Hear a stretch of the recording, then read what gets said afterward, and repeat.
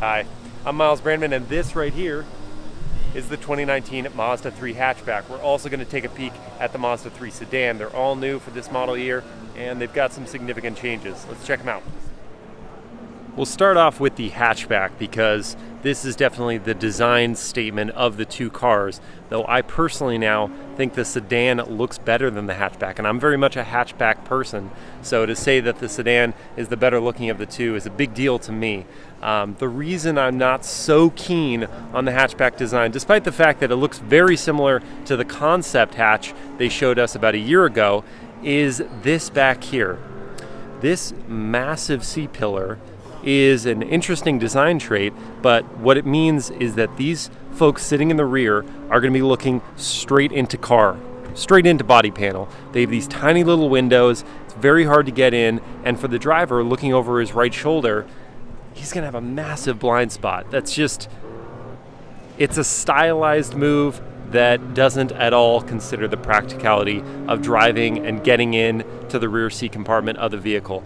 Otherwise, I think it looks really interesting. I love the effortless style of the Kodo design language. The previous concepts, the RX Vision, and that those other Mazda concepts previewed the design language that we're seeing here. And this is kind of the first real world application, real production car application. Got these neat little taillights with these 4 clustered LED bulbs for the turn signals, and then LED circular housings, dual exhaust ports. And the hatchback is about the same size as the outgoing hatch, but the sedan has gained about 3 inches, and most of that, when you look at it, looks to be up at the nose, though it does improve rear seat legroom. And I'm just going to open up the back so you can kind of see what I'm talking about. So when you get in right here, first of all, if you're of any good size, you're going to hit your head on this because that's just naturally where your head goes when you're getting near the car. The legroom's fine, but then when you're back here, it's just very cave-ish. It's hard to see because we've got strong overhead lighting, but it's just dark and dim back there. Otherwise, the front cockpit looks really good. They've gone for a simple, elegant, very upscale look. I'm digging what Mazda's doing here. A larger digital TFT display in the Speedo. Clean, simple, elegant, for sure. That's the way they're going with it. I want to talk about the engine real quick. And on the model over here on the stage, they had the hood up for a second, but they put it back down. The engine, first of all, they're going to have 2 options. The base car is going to carry over the 2.5 liter 4-cylinder engine that's going to make about 187 horsepower. But the big news is the SkyActiv-X engine that's coming. That's going to be a 2-liter mill, and it's going to effectively double the air-to-fuel ratio of a standard gas engine. Uses kind of the diesel engine technologies to be super efficient, but also very potent. So it's going to have about 190 horsepower and a good amount of torque. So that's going to be the driving enthusiast choice of the 2 powertrains. And that's going to be offered both in hatchback and sedan form. I'm not quite sure if the SkyActiv-X engine is only going to be available with the 6-speed auto, and the base 2.5 liter is going to get the 6-speed manual, but I do know both transmissions are going to be offered. There's that one final look at the rear end of the car. And then let's swing over to the sedan, because again, this is the one I'm more excited about at this point.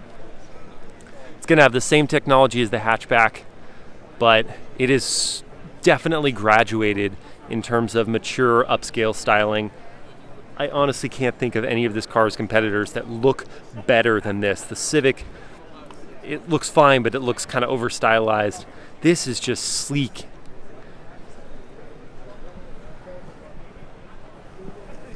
It's a very handsome car. And because it's going to have the G vectoring, torque vectoring, Mazda's terminology is G vectoring control, then it's going to have sharper turn in, less understeer.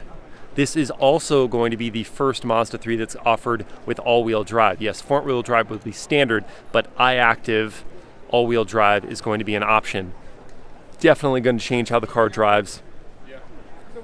My only, apart from, questions about the hatchback's giant C-pillar, the only other irksome thing about the new 3 is the fact that they're going from a very good handling multi-link rear suspension to a torsion beam. Torsion beam is cheaper, but it doesn't offer the same kind of feedback and road feel that you get from a multi-link setup. And that was one big differentiator for the Mazda 3. It's just the driver's car of the mainstream compact sedans and hatchbacks. I do love the rear of the sedan as well. It looks really good. And that was one thing that I didn't like before on the Mazda 3 sedan. Yeah, man, this car just looks excellent.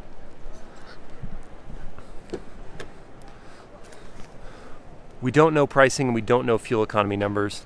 Now you can see that center dial is fully digital and you've got some analog left and right gauges. Seats are comfortable. I sat in it already. Legroom in the back is good.